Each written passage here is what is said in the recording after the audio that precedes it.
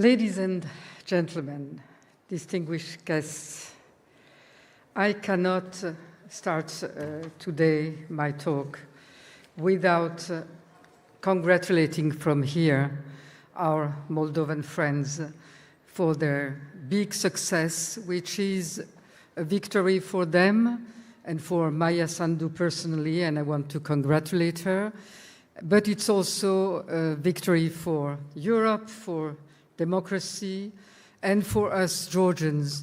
It's a signal for hope and for remaining steady in our fight to get back to the same European path which we had started together, Ukraine, Moldova, and Georgia. And it's no coincidence that Russia's attacks, aggressions in different manners were directed to those three countries, to those three associated countries. So we are talking today about a very actual issue, which is the enlargement of the European Union. And the main message probably that I will try to pass on is that enlargement is certainly a question of political choice for the European Union members. It's a question of political choice for the countries that want to adhere and to integrate. But it's a geopolitical imperative for both Europe, Europeans, and for us around, for those that consider that their past and their future is within the European Union. And that imperative is today's geopolitical imperative, because the challenges that democracies are facing, the challenges that these democratic systems are going to be confronted are global, are increasing every day. Authoritarianism is everywhere, outside and sometimes inside the European Union, and it's only together and with more and more strengths that the European Union can address these challenges. EU enlargement is not just about integrating new members. It is about defending the European model, a model of democracy, of self-determination, and the unique model of that type of multilateral organization that has been willingly chosen by all the countries that form the European Union today or that will form the European Union of tomorrow. A stronger Europe depends on the enlargement, but on the enlargement probably with teeth. An enlargement that includes a new security and defense policy, an enlargement that includes economic strengths, connectivity with neighbors, partners, and regions that are vital to the future. In that sense, the Black Sea is a vital part of the enlargement. And it's no coincidence that Russia, which maybe has understood that earlier, because it was part of its old Soviet, post-Soviet space or pre-Soviet space, and that's the Black Sea, which is now a strategic region for European Union, for the NATO, which has designed a new strategy for the Black Sea security, and the European Union also. So it's no coincidence that Moscow has targeted all the countries that are vital for these strategies of the Black Sea for cooperation, connectivity, and security. Georgia, Romania, Moldova, Ukraine, of course, the main country on the northern part of the Black Sea. So that is a strategy, and clearly we do not see yet, we hear talking about, but we do not see yet the contours of a real European or NATO strategy for the Black Sea to counter, to prevent what are the designs of Russia in that region.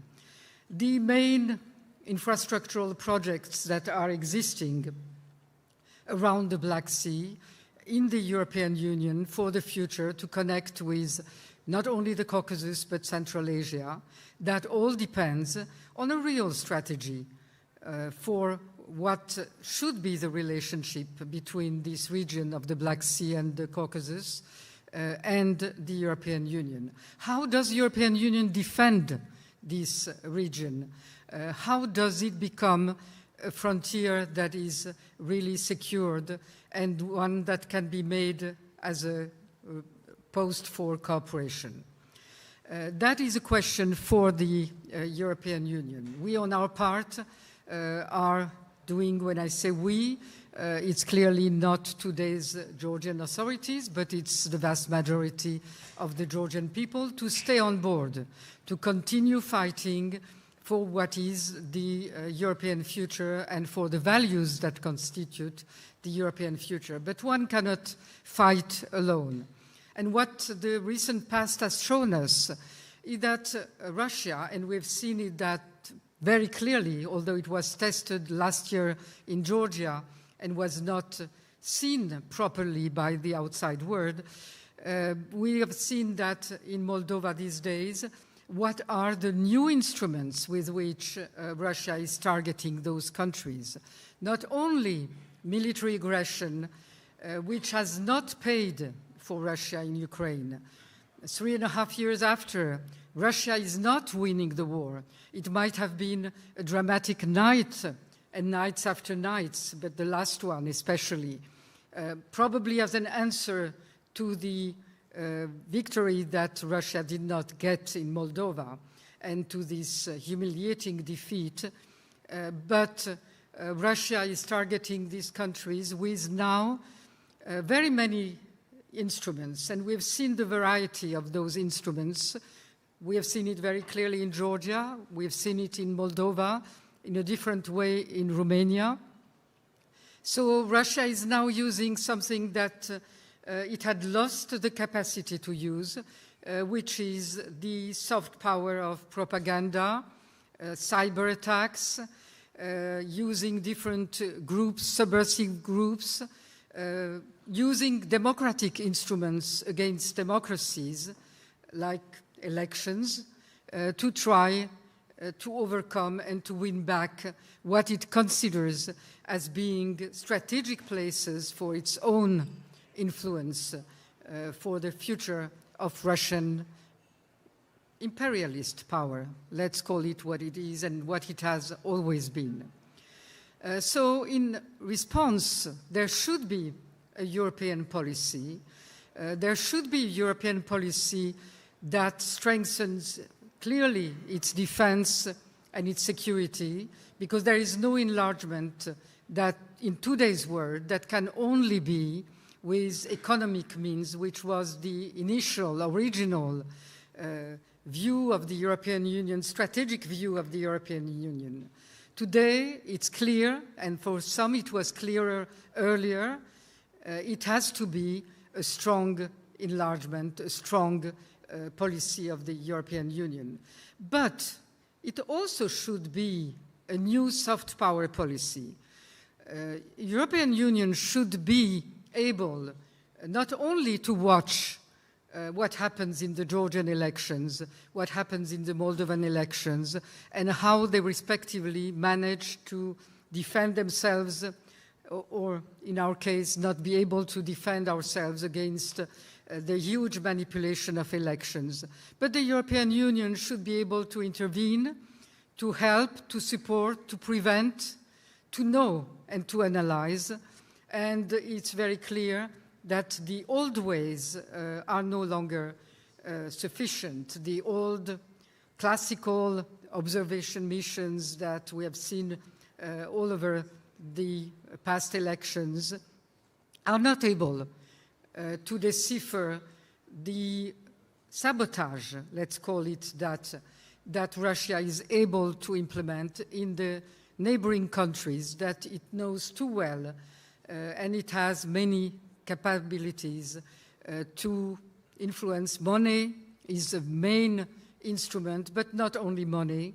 Propaganda, I mentioned it, disinformation, fake news, and somehow Russia today is in a way better at those things, maybe because the head of Russia is an old, or not old, they're always active KGB man. So he knows this psychological warfare and is using it.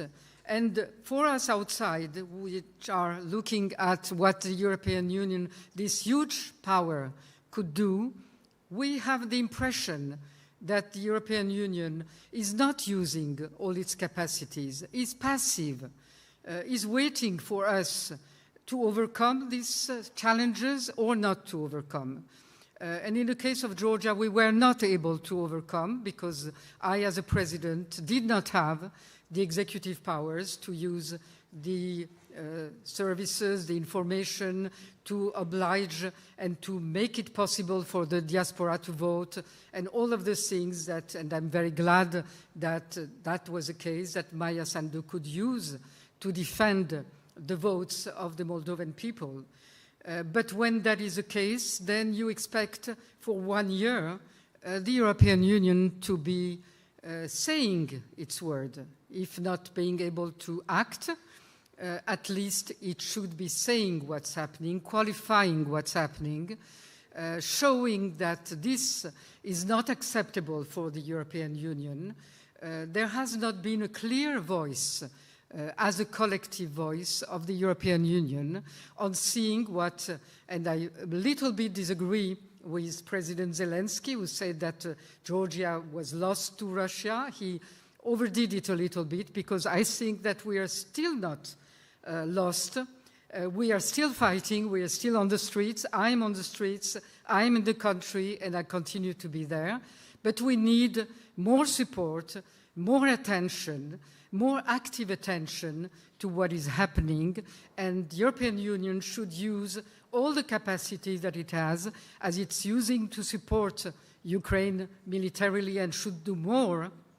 It should do more in our case too, to support us politically, and that we can see that the people on the street can see that while we're waiting for the future and for the enlargement, that the European Union is present, and if that means that the European Union has to come to terms with its internal problems and internal decision-making, well, that's something that all of us, we expect that the European Union should be able to do, and we believe in that, and we believe in our common European future. Thank you very much.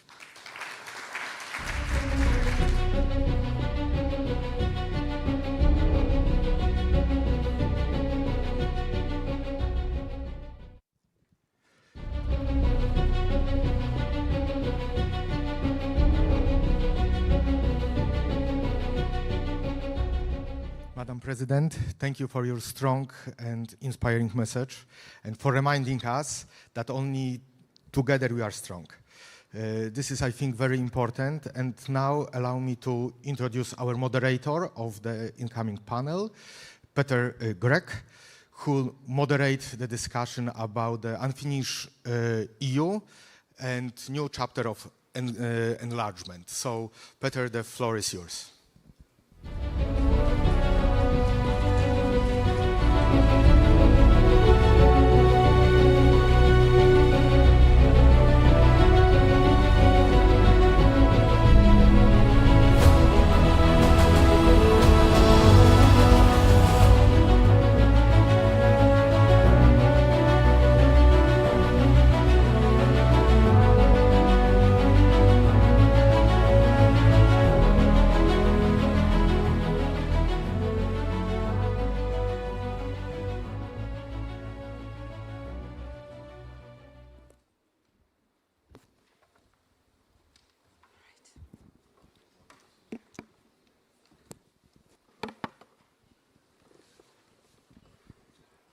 Hello, everybody, for coming to this panel. And of course, first I want to say thank you to Madam President for her important words. Now we have really not a lot of time, so I'm not going to dwell a lot about enlargement because I think this word was used and abused in the corridors of the EU for far too long.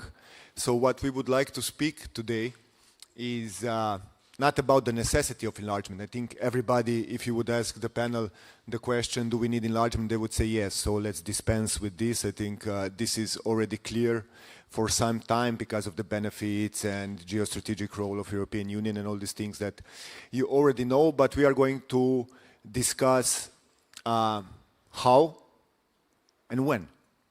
Because I think at the end of the day, we are slowly moving into the territory where time is very scarce, and if we don't make enlargement now, we probably won't have another chance to make it right. So how and when? With me I have a wonderful group of panelists. I'm going to just briefly introduce them. First we have Minister for Europe from France, Benjamin Haddad. We have Natalia Gavrilița, who was Prime Minister of Moldova in 2021 to 2023. Filip Ivanović from Montenegro, Deputy Prime Minister for Foreign and European Affairs. We have Miroslav Lajčák, who you all probably know. He is the old survivor of the enlargement process and the Western Balkan issues. And finally, I would like to introduce Ivanna Klympush-Tsintsadze, who is Chairwoman of the Committee on European Integration in the Parliament of Ukraine. And I'm sorry if I misspelled some of the names. Okay, I would like to start with, of course, some good news, because I think enlargement needs some good news and push. So I will turn quickly to Natalia. Yesterday, as President Sandu said, the future of Moldova was at stake with the elections, and we know the massive Russian interference, cyber attacks, disinformation campaigns and everything, and yet it seems that Moldovan people chose the future. They chose the European future. How are you happy with the results and how they are going to translate on Moldova's path towards the European Union? Please. Thank you very much. Thank you, Madam President, for your warm congratulations and outlining how important the result in Moldova was for the region and for Europe. Of course, we all need good news, and I'm very, very happy that my people delivered this good news and demonstrated resilience in the face of very aggressive hybrid attacks.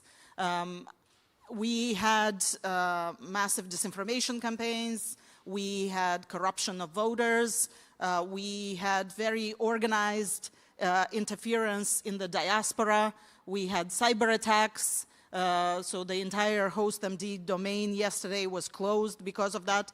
And we have a clear result that's very, very important to outline the 50% that the Party of Action and Solidarity received yesterday is more than what President Sandu received in the first round of presidential elections.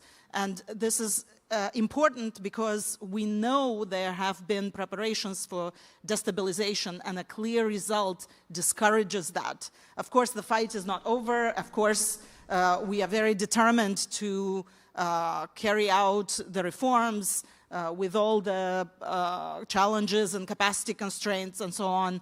But today we celebrate.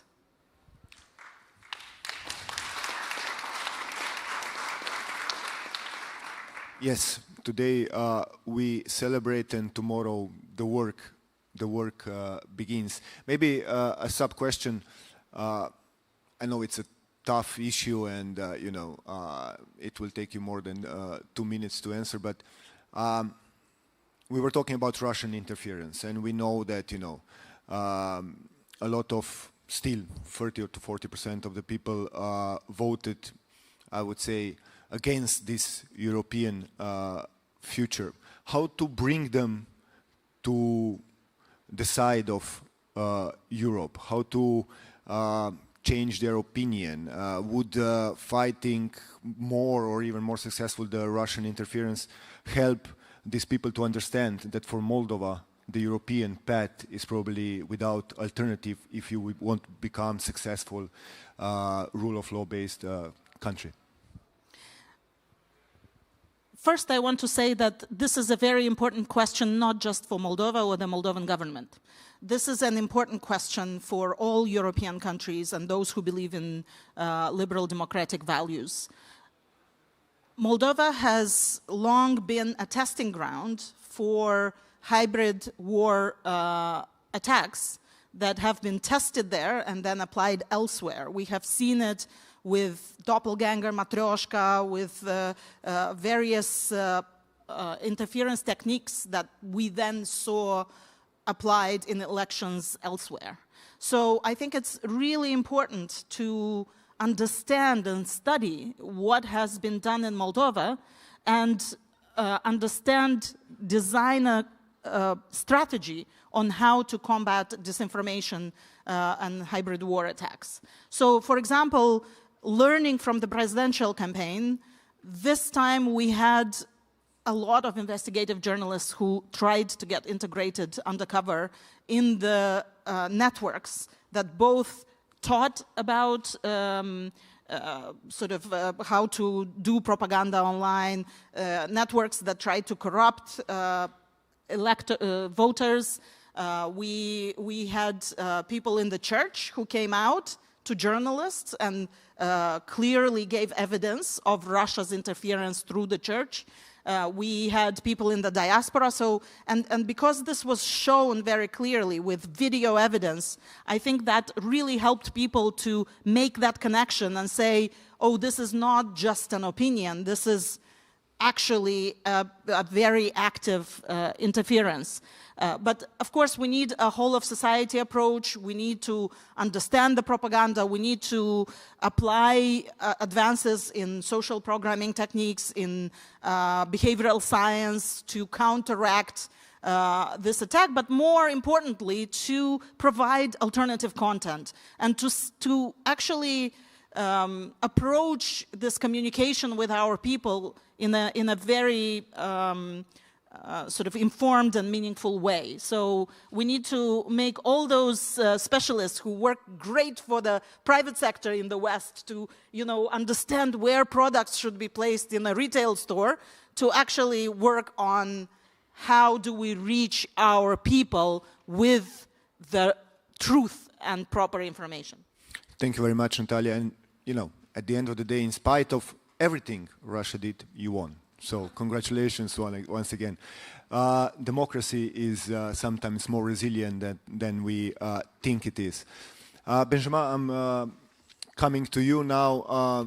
When I was preparing for this panel, I went through all the things that you said in the last year and even more regarding the necessity of enlargement, the necessity for Europe to become a geostrategic power, not just through enlargement, but also through internal affairs. My question is the following. Is France or the French public opinion hearing you?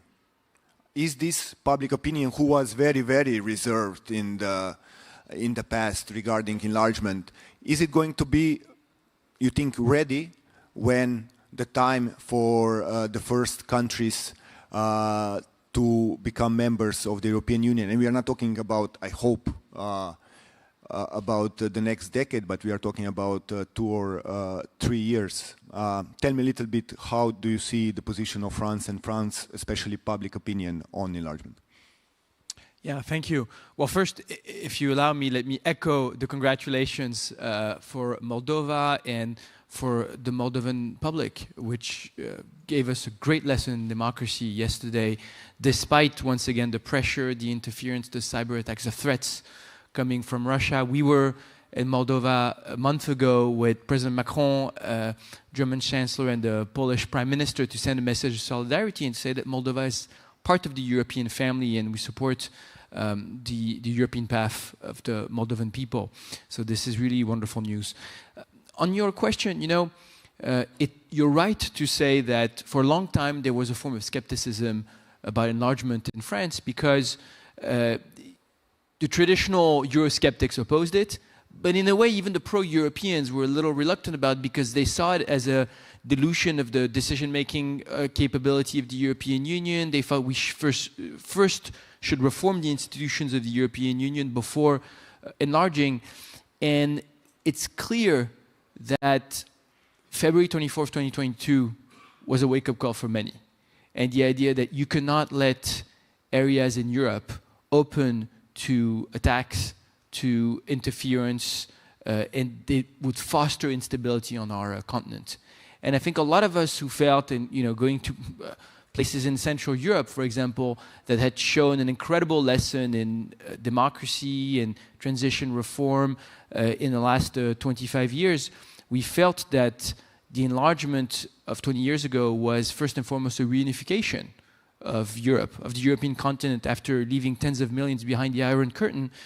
But I think this, for a long time, was not really shared by many in France.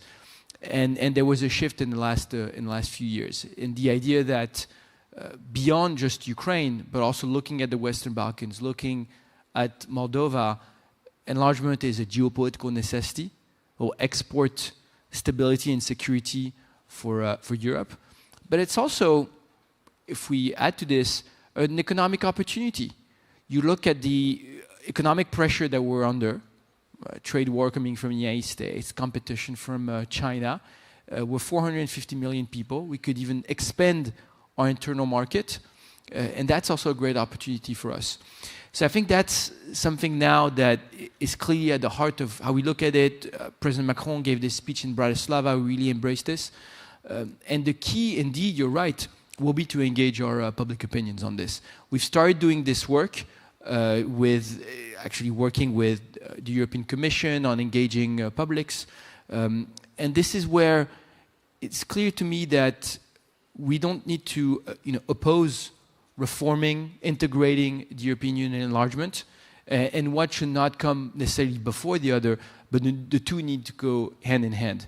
We need to have a serious conversation about how can we make our union more agile, more apt to make decisions, more competitive, by deepening our single markets, by overcoming the fragmentation that we already have. We talk about tariffs from the United States, but the tariffs that we put on ourselves, by achieving the capital markets union. We have today 300 billion of European savings that cross the Atlantic every year to fund capital markets in the United States, the startups, the SMEs, the companies, when we have actually a lot of talents in AI, in quantum, in space, in green tech, they're looking for funding. How do we make sure that we deliver on immigration and manage to control our external borders? How do we deliver on defense? Why am I connecting these issues? Because I think that if we show that we can continue to enlarge the European Union to countries that are doing the work, are reforming, and are providing an opportunity for our security, we need at the same time to show that our institutions can deliver on what our citizens are asking for. And I think that's how we will make the case. Is it going to happen? I mean, your assessment, are we going to be able to deliver on all these topics that you mentioned? I think we have no choice, really. Our competitors are accelerating. We're at the moment of geopolitical and economic transition. We've seen what was in the Draghi report. And let's be honest, things are going too slow. If you look, for example, at the roadmap that was given by the Draghi report a year ago, we've delivered a bit on defense with SAFE, the 150 billion euro loan. We've started doing some simplification of the rules of the European Union. We have to go much faster. I'm an optimist, otherwise I wouldn't be in politics. And I'm convinced that the pressure that we're under from the war of aggression of Russia against Ukraine and the general threat that Russia is posing to European democracies and the economic pressures that we're feeling from everywhere provides the sense of urgency that was lacking for a lot of the things that I just mentioned. Talk about capital markets union. We've been discussing it for decades. We now know that there's an urgency to deliver because of the pressure that we're under. Yep. If we don't deliver, then we'll drop out of history and we'll let others write the rules instead of us. But I think, once again, that if we can move on this, we can move forward by enlarging and being much stronger with actors that, once again, are reforming, are doing the work, and will provide stability for us, and at the same time deliver on what citizens are asking for. Okay, thank you very much, Benjamin. Now I'm turning to Deputy Prime Minister from Montenegro, and let's get quite real regarding enlargement. I mean, your government, Filip, openly stated, and I think, you know, you are basically betting your government against this date. You openly said that Montenegro is going to be ready to join European Union in 2028 as the first country. Of course, you're going to say this is not a wish, but a realistic time slot. What do the partners in European Union say? Is this something that is going to happen, or is this just another date who is going to pass and nothing will happen? First of all, thanks for mentioning the year 28. Let me tell everybody that we have a very nice and realistic catchphrase that says 28 by 28, meaning 28 member states by 2028. So this, of course, began as an idea, but now is a very realistic plan with very detailed roadmap that has been agreed between the Montenegrin government and the European Commission. So in order to achieve this, we need to finish the negotiations between Montenegro and the European Union by the end of next year, by the end of 26. So we are doing quite a lot on that path. We are investing quite a lot of energy and quite a lot of hard work with the help of the European Commission, but also of the EU member states. And as we are fulfilling this roadmap and this plan, and if it continues in this pace, and I believe it will, then we will finish the negotiations by the end of next year, and then we will, of course, allow for a year or maximum 2 years for the ratification of the membership. So I'm very confident that Montenegro can become the first next member of EU by 28. Otherwise, I wouldn't be here. Of course, it's not going to be easy, and it's already not easy, but I must say that Montenegro has shown quite a lot of enthusiasm in this work, not just in terms of government officials that are working on the European integration, but of those hard-working people that are in negotiation groups, in the ministries, in different agencies and government bodies, in the parliament, and so on and so on. So this has really produced a lot of results. So this is from the side of Montenegro. On the side of the European Union, as I said, we have been receiving quite a lot of good advice and help by the European Commission. As far as I see, with all my colleagues around the EU capitals, there is a big political support for the enlargement, and specifically support for Montenegro as the front runner in this process. But I must also say one very important caveat. If Montenegro does everything that's needed to close chapters, and if we really get to the point of closing all chapters, then this needs to be echoed right away by EU capitals. So we cannot come into a situation when we are talking about enlargement, we're talking about 2030 as some, you know, limit year for accepting more new EU member states, and then nothing happens. So we must not forget the promises, because if we fail the promises, meaning both us in Montenegro, but also our friends in the EU, then the very credibility of the European Union will be in danger, and this is something that we cannot afford. Yeah, I hear you, and I think, you know, this is something that we have been discussing for the last 10 or even more years since the last enlargement happened. Credibility of European Union.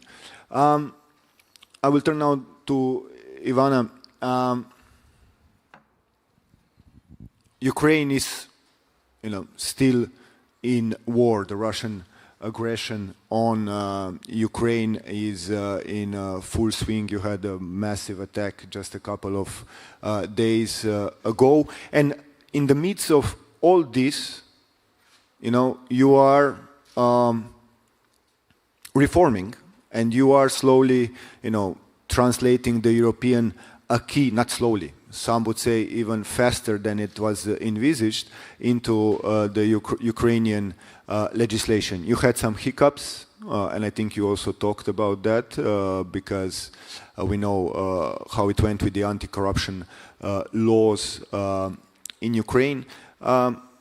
If Montenegro is going to be first, where is Ukraine in all this story? When do you feel that Ukraine could be ready in terms of legislation and closing of chapters? Russian aggression and all the circumstances regarding that, let's leave aside now. Well, thank you very much. I'm also very excited about the results in Moldova. I think it's in the national interests of Ukraine and Georgia to really have our Western, yet not European member nation going forward. And I believe that another political cycle in Moldova of transformation will actually ensure that irreversibility of the whole process. And we can exhale a little bit in Ukraine, because we also were very worried. With regard to us, you are very right that, and you put it very mildly, that you are still in the war. There was this drastic, yet another attack just last night. And it's like 600 drones, some 40 rockets, and obviously, you remember the shock when 19 drones have come to Poland without any military fire on them, basically, right? Without capacity to destroy. And that is something that we are living through every day. So I think this is definitely the first and foremost task for us, not only in Ukraine, but for us together with partners, we are very much grateful for you standing with us and by us and helping us. But I think the urgency of the moment is somehow lost. The urgency of understanding of action to be taken is being lost right now, and everybody is turning to other problems. But this is one part of the issue. And yes, on the backdrop of this bloody, absolutely blatant conflict, war, it's not a conflict, it's a war. It's a full-fledged war, and not against us exclusively. It's a war against you. And just yesterday, I had a big delegation of COSAC chairs, of European Affairs Committee chairs in Kyiv. So they went through this massive attack with us at night. And in the morning, we went to some of the sites that were destroyed. And one of them said, from very, very Western country, said, this is our future if we don't do anything about this war. So when it's someone other, a Western European saying, and not me, maybe you will believe each other and you will act more, even with more power, unity, and dedication. With regard to our transformation, it is difficult during the war.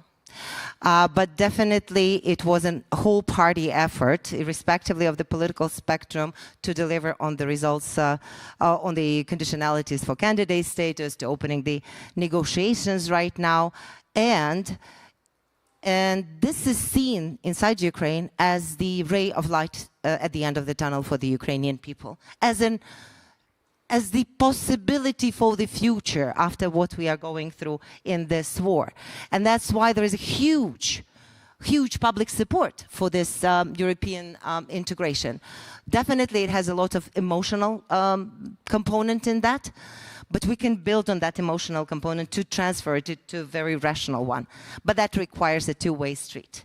And if we are in Ukraine, and yes, you're right, unfortunately, these diplomatic words, a mistake, a hiccup, and whatever, we have had our share of a serious peak problem in summer when there was an attack on anti-corruption institutions in Ukraine.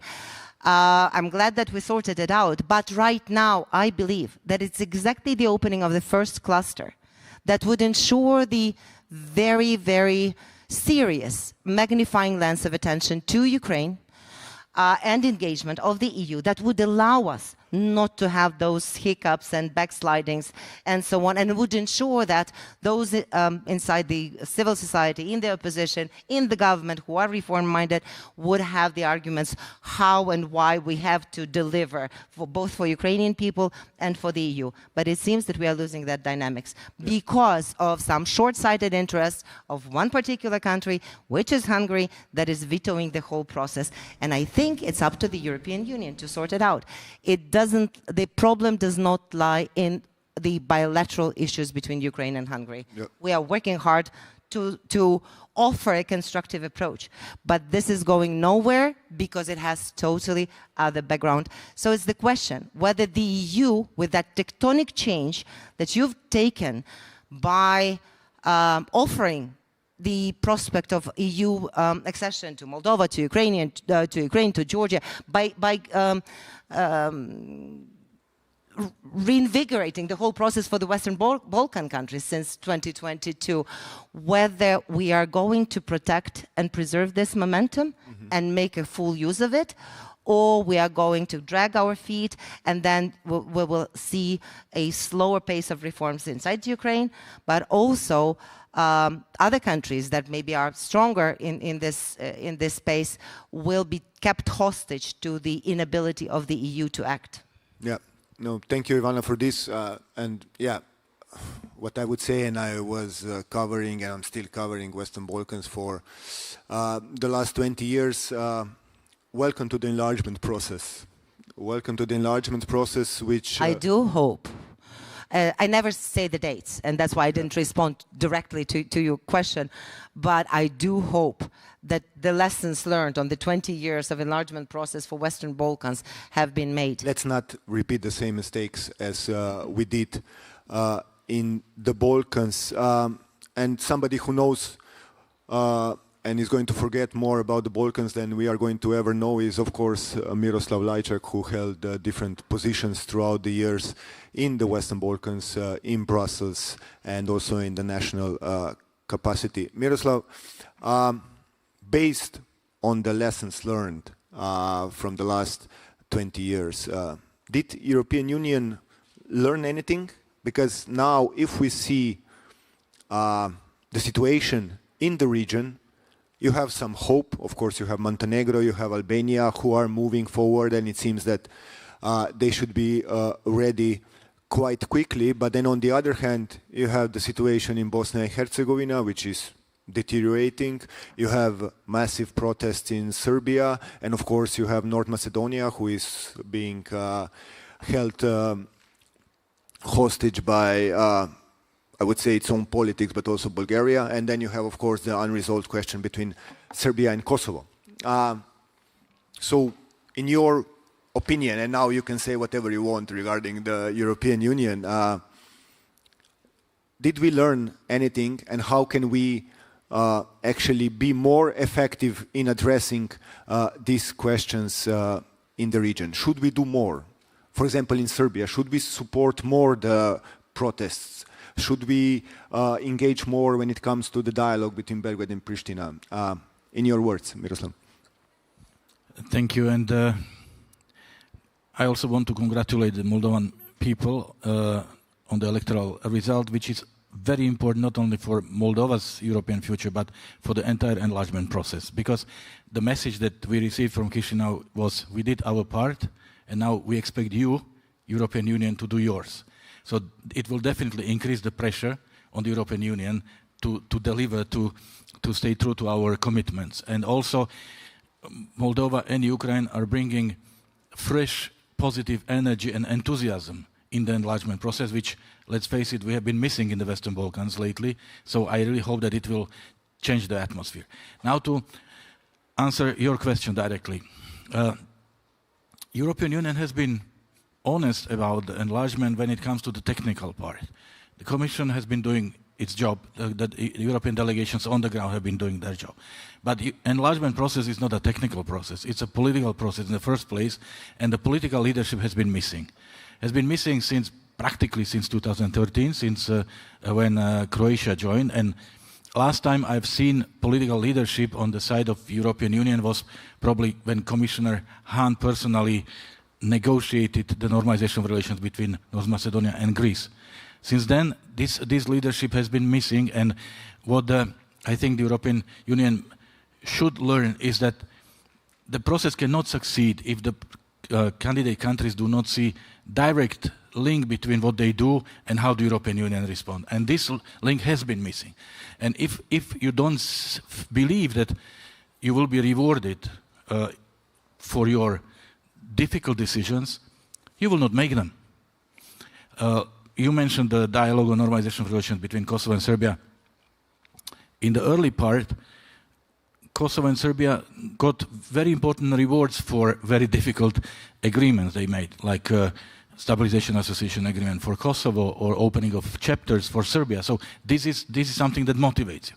Now, 2.5 years ago, we achieved the agreement on the path to normalization, but there is no implementation because neither Serbia nor Kosovo believe that if they enter into this very difficult process, that there will be a reward. So they are not entering. North Macedonia, I have not seen for last, as I said, 6-7 years, any attempt to try to break the deadlock. North Macedonia is the country that was the very first in the Western Balkans who signed the Stabilization Association Agreement, who got the candidate status together with Croatia, who has done everything by the book, the country that has done absolutely everything they were asked to do, and they were asked to do more than anyone else. And now we are walking around and pretending that it's not our problem. Bosnia and Herzegovina, I don't see any leadership because when I say us or we, I mean European Union. What we do is we commend what Milorad Dodik has said for 20 years. But we ignore the fact that there is no common vision for the state. This is the biggest problem. The nations and the people don't share the vision of the state. This must be addressed, and not to comment what Dodik said yesterday. And but also Montenegro, which is seen like a leader of the process, they are the front runners, but they are certainly not the fastest runner. Albania is running much faster because there is no opposition to EU membership in Albania, but there is an open opposition in Montenegro, and we are silent when we see forces in and outside of politics trying to divide the society, trying to derail the process, trying to bring in issues which are so toxic, related to ethnicity, religion, a celebration of war criminals. And like there is a desperate need to hear a voice from Brussels saying, don't do that, stop this, we will never accept that, and we are silent. So therefore, without this political leadership, political understanding of the importance of the support of the process, not only through the Commission, but at the political level, we cannot succeed. So I really hope that yesterday's elections will help to create this pressure upon us, upon the European Union. Yeah, thank you very much. Filip, I will turn back to you shortly. Maybe just to talk, because Ivanna brought it up, and I think it's important to talk about that also, because this derails this political leadership that we are missing. Benjamin, the decision-making process in the European Union. I mean, we have now one country who is actually blocking, and you know, in the past you had other countries who did more or less the same. How to circumvent that? Is there a need to change the decision-making process, or you think that it can be solved internally through other mechanisms that basically the enlargement process wouldn't be derailed by one country necessarily? First, you know, the enlargement process must be merit-based. So it must rely on reforms that are made by these countries. What's clear, though, is that it cannot be hijacked for bilateral reasons by different countries. You mentioned North Macedonia and, of course, the case of Ukraine. But we are always saying that, basically. It shouldn't be hijacked, and it's always hijacked. I agree. And this is why, you know, first, we need to continue to engage Hungary, and I think the Ukrainians have done a lot of effort actually to engage on the question of minorities, which is now used in bad faith, I think, in these negotiations. And we can start thinking about creative ways maybe to circumvent. To be frank, if there was a silver bullet answer to your question, we would have found it already. Yep. I hear people talking about let's move to QMV for intermediary steps. Why not? But you need still unanimity to be able to move to QMV. So the truth is there's no clear answers. But if you allow me to add something to what was said and by Miroslav, the glass half empty of this is that reforms should continue regardless. You cannot make the case that because you don't see immediately the move in terms of the process, then you're going to stop the reforms, because the reforms are good for their own sake, and they're good for the country, whether or not the enlargement process is moving immediately. I do think, once again, it's in our interest, and Miroslav used a word that I like, bringing enthusiasm to the process from Moldova, from Ukraine, from other countries. And it's clear to me that at a time where so many in Europe can be jaded about the EU, you just need to go to Ukraine, to Moldova, to the streets of Georgia, where kids are being targeted because they're brandishing European flags, like in Maidan 11 years ago. You go to the Western Balkans, where it's still at the heart of the conversation and countries are moving forward with reforms. You can see that the spirit of Europe sometimes is to be found more in candidate countries than in the offices of Brussels. And I think this creates impetus for us and creates inspiration, I think, for us, and reminds us that if you're cynical about the European Union, you have people who are actually taking risks for their own lives by trying to join the family. So we need to find ways, indeed, to put pressure on Hungary and the countries that are hijacking this process. We can continue to think creatively about the process. At least, we're very open to it. But once again, I think there's no clear-cut solution to this. But continue to push, even at moments where it's more difficult and more blocked for political reasons in Europe, continue to push the reform process. Okay, thank you, Benjamin. Filip, is Albania going faster than Montenegro? Well, you got right my intention to respond. I would need to say two things. Of course, as the representative of the government of Montenegro and the representative of the country of Montenegro, I need to say, as I said, two things. So first thing is that there is a huge public support in Montenegro for the European Union, which goes from 70-something% to 80-something%, depending, of course, on the polls and depending on the period and so on and so on. Of course, this should not be taken for granted because we have seen it in different times when we are doing these polls, when we are making progress, when we are closing chapters, when we are getting the so-called reward from the European Union, this public support goes up. If something slows down, then the public support goes a little bit down. So we cannot allow for the public support, of course, to go down. Comparatively to that, we have 100% agreement in the Parliament of Montenegro when it comes to the EU. All political parties in the Montenegrin Parliament have European Union as their primary foreign policy goal. They disagree on a bunch of different things. But when it comes to the EU, they agree on it and things go very easy and very smoothly. And let me tell you as an anecdote, just a couple of days, I was in the so-called European House in Podgorica in Montenegro at a panel, and the moderator told me and asked me, well, in July there were a couple of dozens of laws that were important for the EU adopted in the Montenegrin parliament.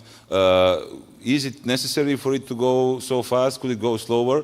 And I said, I need to thank you because you are the first one that is asking me, can we go slower instead of can we go faster? So there is this very big consensus in the parliament, basically unanimity. And all of these laws are voted without votes against. And the second thing, when it comes to the process of enlargement between different countries of the Western Balkans, we encourage, and I actually like this kind of friendly, neighborly competition when it comes to the EU enlargement. But we must take a look at the numbers. We are the country that is closing chapters. Other countries are opening chapters. We are the first and currently the only country that got the positive interim benchmark assessment report for chapters 23 and 24, the rule of law and fight against organized crime and corruption, which you know are perhaps the most important chapters. We got it last year, so we are like the blueprint for the others when it comes to this. when it comes to the reform agenda, Montenegro has been also praised as the front runner 2 months ago with 88% of fulfillment of the reform agenda. Albania is the second place with 80%. So we want to encourage the open door policy for the EU, which basically translates into the following. Every country that wants to become a member of the EU should become a member of the EU once criteria and standards are fulfilled. But if we are doing the job faster, and if we are actually closing chapters and we manage to succeed in this process, we of course want to be the first. And once we are in, we will be the strongest and most vocal advocate for all other candidate countries to join. We have, by the way, very recently signed a memorandum of agreement, or memorandum of understanding on EU integration with Moldova. The similar one with Ukraine is in the pipeline. It will be signed soon. So we actually want to help everybody, but let's not forget that Montenegro is the first and should be the first. Okay, thank you very much. Filip, and I sincerely hope that your words are going to become the truth, and we are going to see the first country inside of the European Union in 2028. Now we have 14 more minutes, and I would like to turn to the public, so get your questions ready. I already see the first hand. Please introduce yourself and state your question. Hi, my name is Marcel Lesik. I'm also working in one of the Polish think tank, Jagiellonian Club. I just want to touch on something Mr. Haddad say regarding specifically the political enthusiasm for the EU on the East. Isn't that kind of the problem now within the Europe that basically all the east of Europe, both the current members but also countries who are aspiring to join, has actually the political enthusiasm because they understand their basically their survival as the independent states kind of depends on it, whereas countries on the West are now very much in the process of kind of big discussion about even membership of the EU. We see what's happening in France in terms of this debate, Germany and so on. Because the countries in the West basically concentrate on the economic bonuses of the EU, and they have not really that much at stake in terms of political security, and they're not really, the public is not really that scared of Russia, and that's not their problem. So isn't that the problem in the future when we have an enlargement, and how the political landscape will change on that scale? Thank you very much for your question. Anybody else? Yeah, please. Hi, Vlad Glushko, Open Society Foundations. I have a question on Hungary. I think, Benjamin, you mentioned that there are threats of consequences for Hungary for blocking Ukraine. What are those threats? Because I think with people like Orban, just making threats is not enough. I think they have to be made explicit, and the EU has to be able to follow through on them, because otherwise we're in a vicious circle of the EU saying that it will do something. It doesn't say what it will do, and it doesn't do it. So the EU threats are not seen as credible in Budapest. Thank you. Thank you very much, and we will take another one. Please, here in the first row. Lesya Robec, former member of Ukrainian Parliament. European Union has never been formed as the security union, and now it transforms with new threats and reality.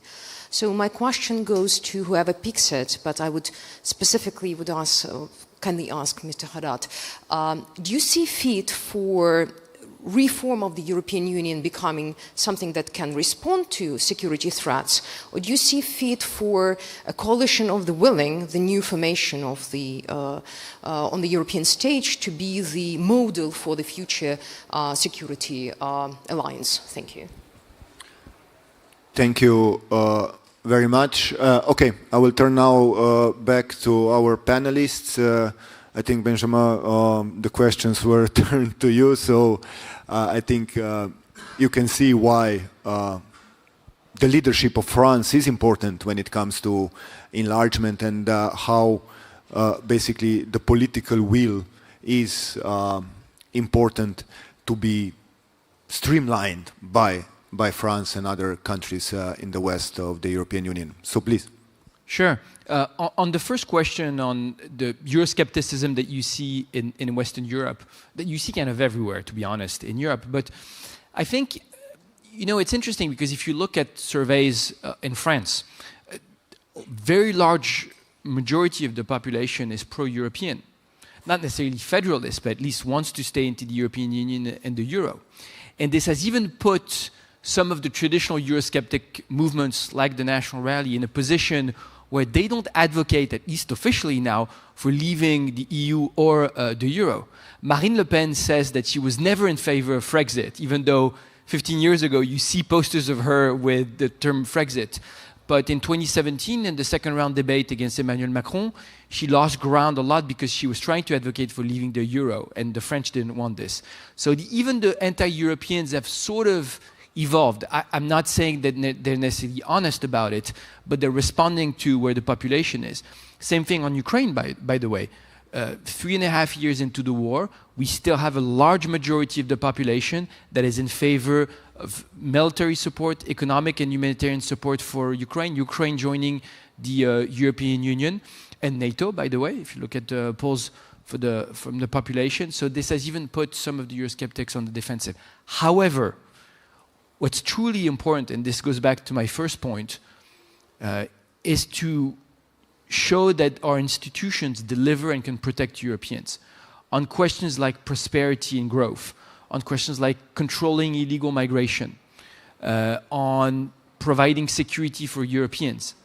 It's only natural that European citizens will want European Union institutions to deliver and be effective, because otherwise they will turn to populist solutions. And this is the big challenge that we have, I think, all in Europe, is to make sure that our institutions are agile enough to be able to respond to the challenge. On Hungary, there are tools to put pressure on Hungary, but they're more linked to, for example, the rule of law. So when you talk about economic penalties, we've had this already with conditionality, for example, over the recovery plan, and they're linked to reforms or linked to rule of law process in Hungary. And I think on this, we have to be extremely firm. And this is why you have this conversation also about the activation of Article 7 in the European Union that could deprive of voting rights if it were to be activated. But here again, you need unanimity -1. So you need 26 countries to be able to agree on this. Just a question. And it comes down back to what Miroslav was saying about political will.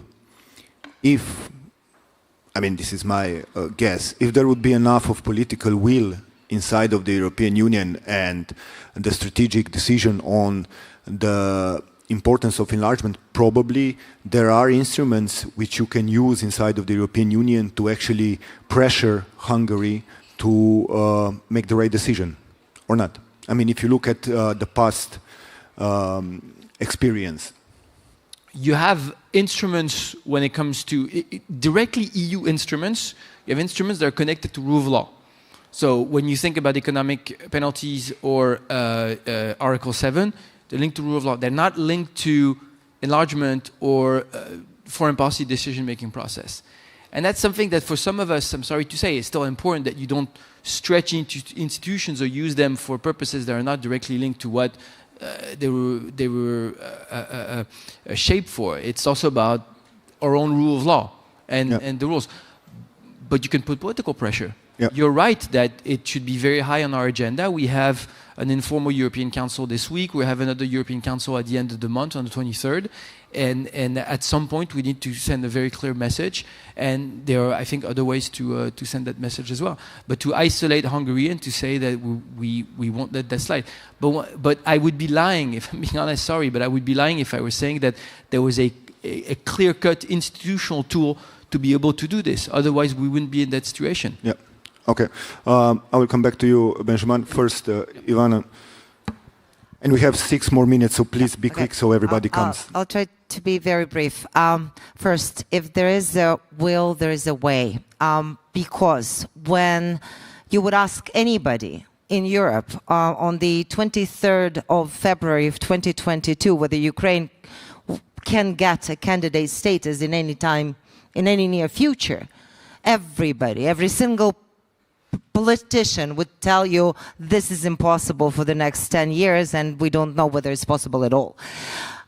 Something that has become, with your engagement, with your push, with your dedication, has become already history, and now we are on the next stage. So there are ways. I remember also on the 20th, there are a couple of my colleagues sending it right there, I think on the 20th of February of 2022, we were asking a Swedish minister whether Sweden would ever give Ukraine any weapons, and they said, no, never. And you remember, and now Sweden is among those countries that is giving most. So there is a way. Hungary right now is not only vetoing our path forward in the EU, but Hungary is vetoing your ability also to protect yourselves, because Hungary is vetoing the European Peace Fund and holding more than 6 billion euros not being used.